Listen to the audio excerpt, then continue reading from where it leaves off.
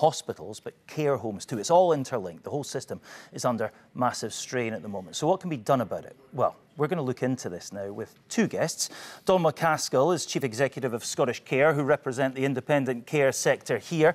And Leila Peel is an A&E doctor and Deputy Chair of the Doctors' Union, the BMA, here in Scotland. Good morning to both of you. Morning, Martin. Right, I'm going to come to both of you in turn, actually, with this, I think, because we want to try and get into this in a bit of detail. Leila Peel first. You've written pretty strongly about what you describe as a broken NHS and the conditions that doctors are working under. What do you think this winter is going to be like? I think it's terrifying each time I think about it. I mean, every time, I think yesterday I thought, oh, it's a better day, actually. It's only taken an hour and a half for us to see patients, and by the end of my shift, it was 5-6 hour waiting time, and it's just back to it. I think the problem is that there doesn't seem to be a light at the end of the tunnel, and it's just getting worse rather than better. Right, so what needs to be done? I mean, I'm going to throw this word reform into the conversation. It always proves controversial because whenever you talk about big structural reform of this much-loved institution, people begin to get a bit itchy and angsty about it. But do you think can money solve this problem, or do you think structurally the NHS needs to be reformed? I think the system as it is at the moment just isn't working. I think we need to change it. We need to accept that we can't do everything that we're doing right now, whether that be deprioritising certain things, prioritising others.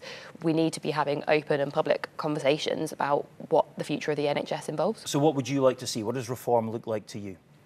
I'd like to see open and honest conversations being had with all the relevant stakeholders, including the public. You know, they're our patients, and I think it needs to be that it's no longer us as staff apologising for the failings of the system. Do you think the public understand the realities of this? Not at all. In what way? Because I know that every time I see a patient and they've been waiting for 5-6 hours, and they take it out on me and the nurses that I work with and all my colleagues, and they're not accepting that actually it's not that we're lazy, it's not that we aren't working hard enough, it's just that the system is broken and we've been speaking out about it to try and get it fixed. Do you think politicians understand the realities of this? I hope that they do, but I don't know, because I'm not seeing the action that's actually changing what's happening on the ground. I haven't seen a politician in an A&E department when it's actually been busy, other than meaning, you know, photo opportunities and things like that. I'm not sure that they do. I really hope that they do, but I'm not seeing enough to show that. I mean, let me ask you this. Is the kind of deification of the NHS part of the problem here? The fact that it has this halo around it, the envy of the world, the service that mustn't be interfered with, tampered with, touched. Whenever you suggest that it's broken or it needs to change, people get really protective. Now, that speaks to just how important it is to us, and that's a good thing. But do you think that reluctance to really engage is what has become part of the problem at the moment? I think partly, perhaps. I think the NHS is on a pedestal because we all love it. It's adored all the world over because it is a fantastic system when it works. Right now, it is not working. It has not been working for a long time, and it has gradually gone down that path. I mean, do you think we have to talk about something radical in that case? Absolutely. I want the NHS to survive. I want to be working the whole of my career in the NHS if I can. And right now, I don't think that's sustainable for me or for the wider public. You know, let me raise the issue, because politicians are at great pains, I should say, before I even frame this question, to say we are never thinking about a two-tier health system. It will always be free at the point of use to everybody in Scotland. It was one of the ideas that was thrown around in this kind of blue sky thinking meeting.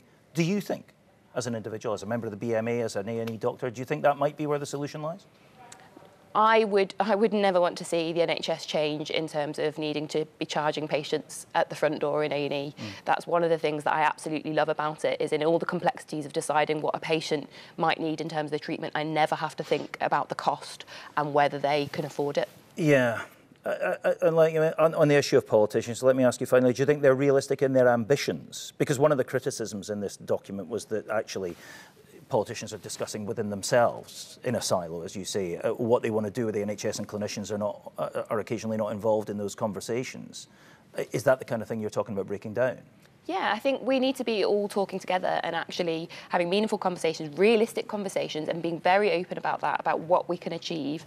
And that needs to be us talking to them talking to us, and involving as many people as possible in that conversation. How hard is it? I mean, you're going into a shift. You finished at midnight last night in A&E, just along the road in the Queen Elizabeth. You're going back in at 2 o'clock. How hard is it?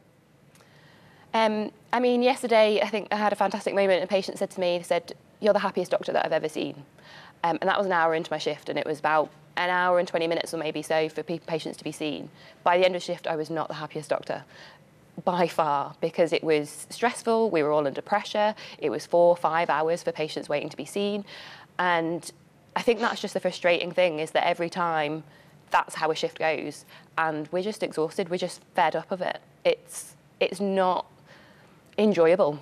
It's really hard to find the light in every day at work. If we don't get reform, what then? I don't think the NHS will survive. I know what my point is, what point that I will put my exit plan into order and what I would do and where I would go. And I think every person within the NHS right now has that plan in place. But if they don't take action soon, we're all holding on for as long as we possibly can because we love the NHS and we believe in what it does and we want to care for our patients. But right now, we need to look after ourselves as well, and we need to balance that. And politicians, wider, it's not working and no one's listening. Yeah. You can see a day when you would leave, though? Absolutely. Yeah. Right. Stay there. I'm going to come back to you again in a minute. Donald McCaskill, we were saying this is a multifaceted problem. It's all interlinked. Care homes are part of the issue because people who are effectively healthy and able to leave hospital, or should be able to leave hospital, are staying in beds there because there's no space for them in care homes. In a recent blog I was reading yesterday, you said you were more worried about the survival of the social care sector now than at any point before or during the pandemic. Why? Absolutely, and it's because of what you said at the start of the conversation I've just repeated, Martin, and that is that we should be part of a whole system, but we're not. So if you were to ask many frontline home carers, who we also represent as organisations, they are individuals who are having to use their own money to pay for petrol to get from one client to another. Can you imagine a nurse not getting paid, moving from one patient's bed to another? Or take a care home nurse who manages a care home. She, unfortunately, may lose somebody to COVID, and without any societal precautions, she's next week going to get investigated by a police and Crown Office investigation. That ain't happening in the NHS. So one of the problems and one of my fears is that social care only gets a look in, our staff only get thought of when the NHS is in crisis, and with no disparagement to the absolute state of crisis the NHS is in. Social care is more than just the poor relation of the NHS. And one of the reasons we're in this state in the NHS is that people are being admitted to hospital who should not be admitted, but who could be cared for in the community in their own home by home care organisations. But those home care organisations are handing back contracts because they cannot afford to deliver care. And once people do get into hospital, people are unnecessarily delayed in being discharged because care homes are, quite frankly, going to the wall every day of every week at the moment because they're not sustainable. So unless you look at the whole system and take on what is at times a very myopic NHS set of glasses, we'll never sort this problem. I mean, the Scottish Government will say they're working right now on a national care service. That's a dream, and many of us have argued for reform, and we will still argue for that. But what our argument at the moment is that we're entering a winter where, for the third year in a row, social care staff in home care and in care homes, nursing and social care frontline staff are absolutely drained and knackered. And many of them are leaving to other sectors in their droves. And we cannot recruit for lots of reasons, including Brexit. So we need to look at the now, and we need to attend to the crisis of the moment rather than dreaming of the future, which we all want to achieve, and we want reform, but we need to get to that stage. Otherwise, there's nothing to reform. So should they forget about the National Care Service for now, then? I have been very honest in saying I think we need to get our priorities right. And the National Care Service is a priority. It's not the immediate one. And I think we need to talk seriously about focusing our efforts on the now. And to be fair, for the first time in over 2 years, the Scottish Government at ministerial level has now brought the social care sector around a table with our senior NHS colleagues. It is unfortunate that despite the fact that organisations like myself have been arguing for 2 to 3 years that this is a whole system problem, it's unfortunate it's only in the last 4 to 5 weeks that has actually happened. Okay, now I was reading also, you're writing that care homes obviously are extremely vulnerable to energy price increases, the same as all businesses are. There were some fairly staggering statistics, you know, energy bills multiplying tenfold. And you were saying homes will close. How many care homes would you suggest? I mean, what level of care home closure do you think we might be looking at between now and the spring? We have just over 800 care homes as our members. The vast majority are small family-run businesses. If you're part of a larger group, you're much more sustainable. But we have estimated that between 30 and 40% of that total, unless we address, as you rightly say, soaring energy costs, soaring food costs, workforce costs, not least agencies, and a whole manifold range of real pressures, not least of which is spiralling numbers of people falling ill to the flu, unless we address those issues, we will not have a social care sector for older people in terms of residential care worth its name by next spring. And what happens then? And what happens? What are the consequences of that? The consequences, first and foremost, are the lives and the quality of life of some of our most important citizens are going to be profoundly impacted and affected.